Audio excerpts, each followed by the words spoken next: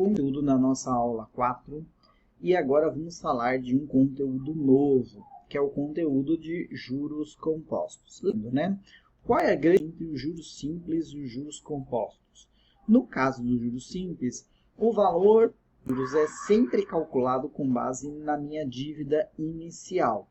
Então, por exemplo, se eu tivesse um saldo negativo na minha conta bancária de R$1.000, tivesse a minha conta com juros calculado com base em juros simples, se fizesse nada naquela conta e fosse pagando juros em cima daqueles R$1.000, os juros sempre seriam calculados com base no valor inicial. Mas a vida real não é assim. A gente sempre trabalha, na maior parte dos casos, com juros compostos.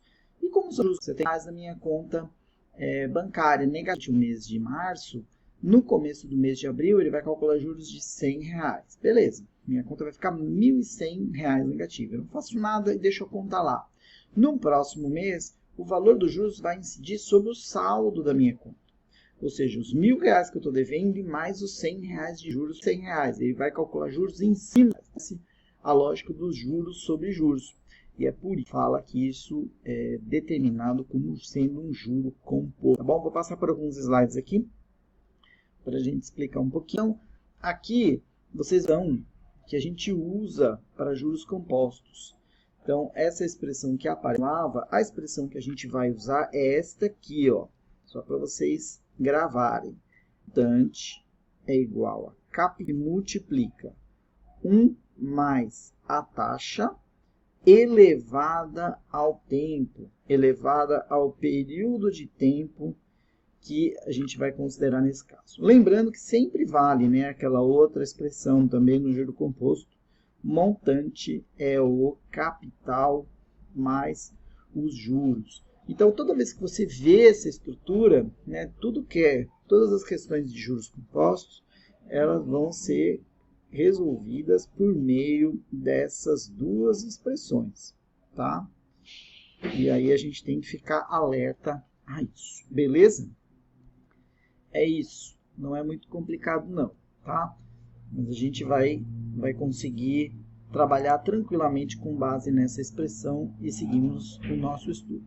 Então aqui o que a gente tem? Na verdade eu vou colocar essas informações para vocês aqui. Então no caso dos juros compostos é assim, eu tenho lá, então vocês viram isso comigo em sala de aula quando a gente montou aquela tabelinha mostrando a evolução mês a mês. Mas é como se eu tivesse, por exemplo, eu tenho uma dívida no valor de R$1.000. Aí, ao longo do primeiro mês, então, um mês, eu vou ter, vou ter juros. Vamos dizer que a taxa é 10% ao mês. Então, meu juro vai ser de 10% vezes a dívida, vezes 1.000. Portanto, eu vou ter um juros de R$100. No segundo mês, no final desse primeiro mês, para o segundo, minha dívida já é um pouquinho maior. Ela vai ser os 1.000 que eu tinha antes, que era o meu capital original, mais juros de R$100. Eu já estou devendo 1.100. Se nada for feito, durante o segundo mês, então vamos lá, mais um mês que transcorre aqui, o que vai acontecer? Os juros, vou colocar aqui para baixo, eles vão ser 10% sobre quem? Sobre o valor do meu saldo, do quanto eu estou devendo para o banco, que agora não é mais 1.000, é 1.100. Portanto, eu tenho juros de R$110 ao longo do mês 2. Isso vai fazer com que no mês 3 eu tenha uma dívida um pouquinho maior. Eu já tinha um valor original de 1.100 e estou com juros de 110. Então, eu já estou devendo agora 1.210. Note que o juro está sendo calculado juros sobre juros, né? Os juros do segundo mês ele não incidiu sobre os R$1.000. O meu cálculo levou em consideração já o saldo deste mês. Se eu tivesse aqui, para esse próximo mês aqui, se eu tivesse mais um mês com a dívida pendente, Eu calcularia juros de quem? 10% vezes quem? Vezes o meu saldo devedor, 1.210. E aí eu já teria R$ 121 de juros. Note que o valor base do cálculo dos juros vai mudando à medida que o tempo vai passando, porque é acumulativo. Tá? E lembrando aqui, para eu calcular isso direto, o montante é capital vezes 1 mais a taxa elevado ao tempo, e montante é capital mais juros. Essas são as duas expressões que a gente vai usar o tempo todo. Como eu já falei para vocês em vários momentos desse curso, a teoria ela é pouca.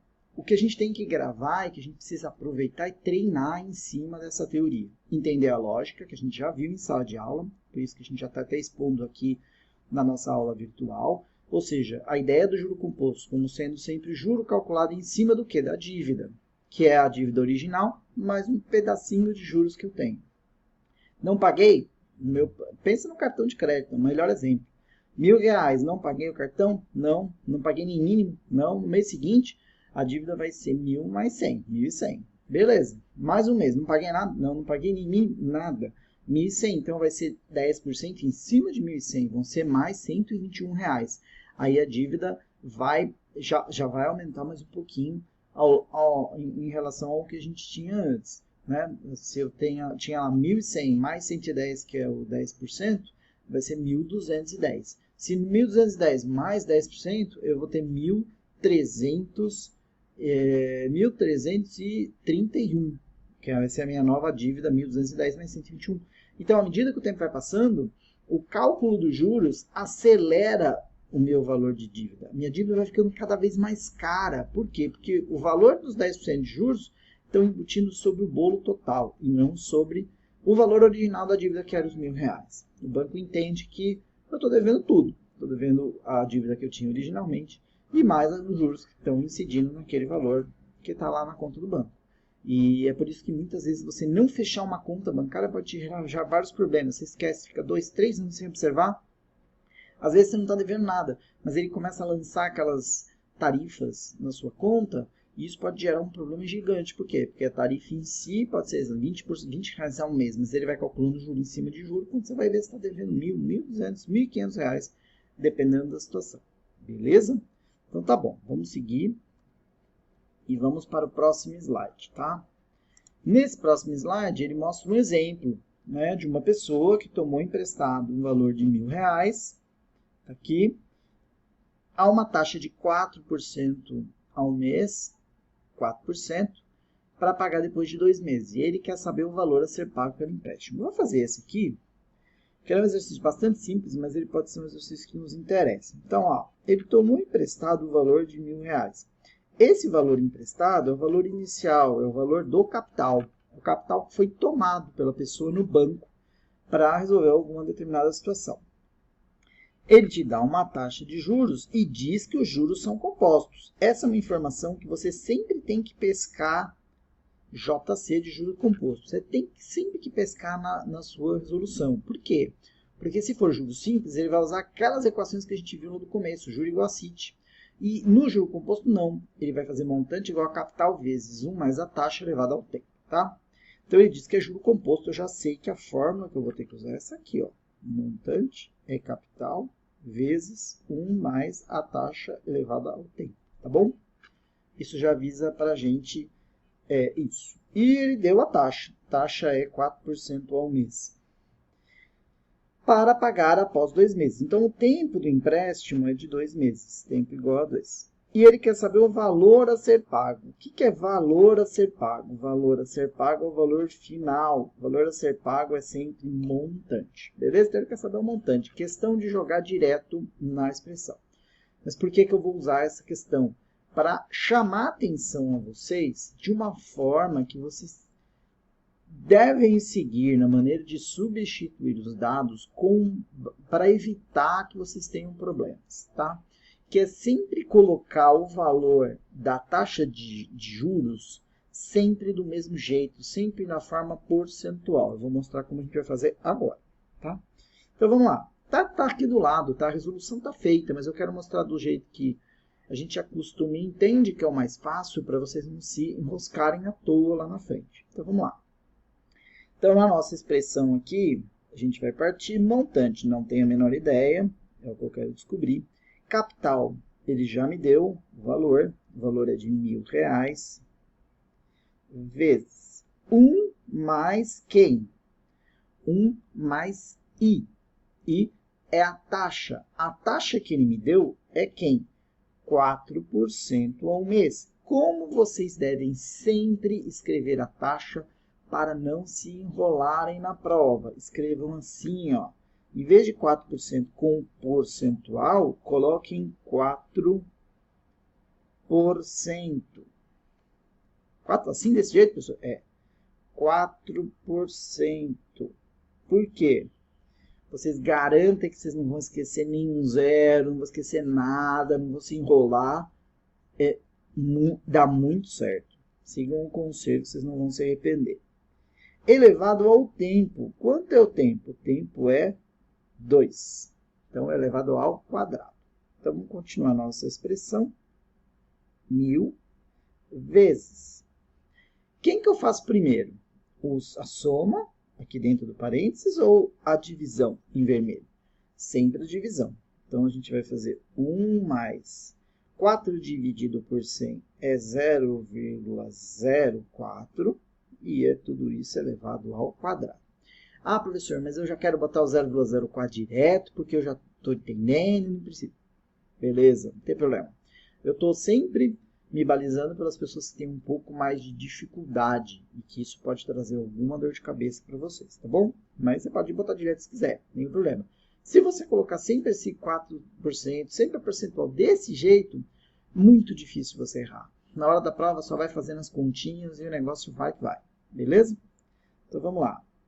M, montante, é igual a 1.000 vezes 1 mais 0,04 é 1,04. E é isso que é elevado ao quadrado.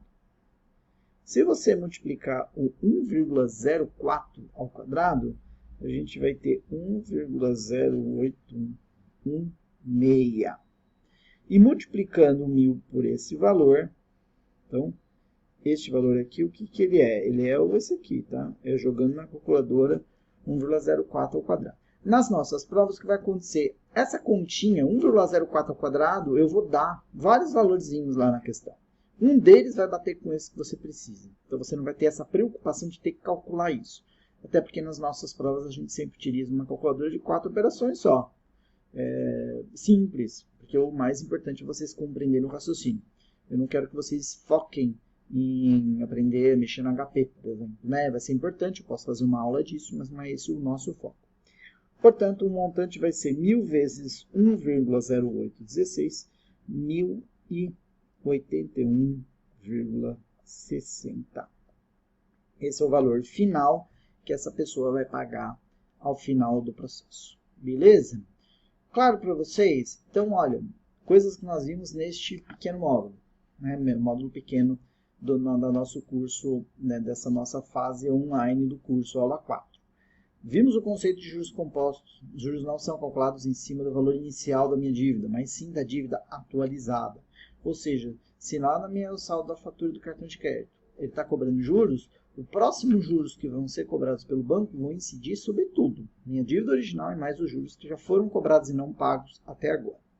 Vimos que a expressão para calcular os juros é essa aqui. Montante é capital vezes 1 mais a taxa elevado a t. Vimos que a melhor maneira de escrever a taxa de juros é sempre deste jeito, escrevendo na forma de percentual. E vemos que substituindo isso na expressão fica muito fácil de a gente chegar na resposta. Beleza? Beleza.